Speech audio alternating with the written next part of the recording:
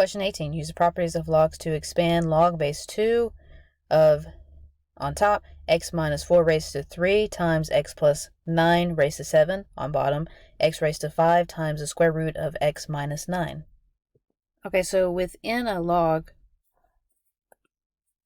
if things are multiplied together, then you're going to add them. If they are divided, then you're going to subtract them. So we're going to have log x minus 4 raised to 3 times x plus 9 raised to 7 minus log of x squared times the square root of x minus 9, because these two things were divided. Okay, and then what I can do, since these are grouped together, I'm going to break these apart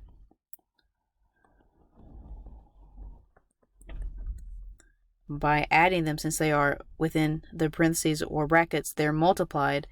I'm going to break them apart and have addition between them. So log of base 2, x plus 9 raised to 7. And same thing in here, but be careful because this negative applies to the entire log base 2 of x raised to 5 times the square root of x minus 9. So I'm going to put brackets up to remind myself to distribute that negative.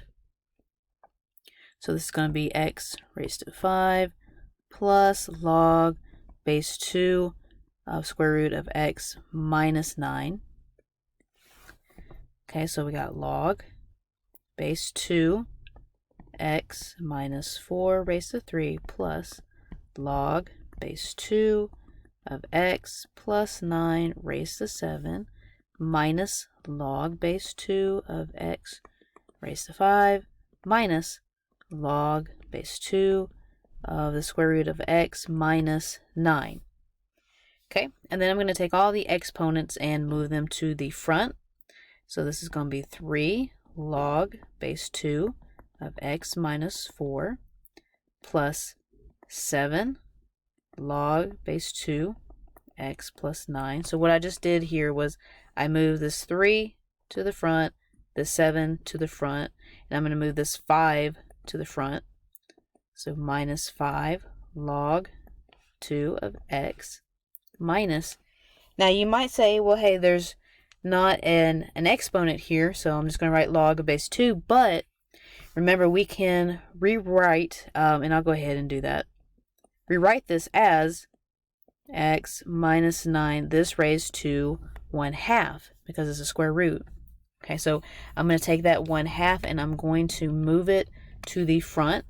So 1/2 log base 2 of x minus 9.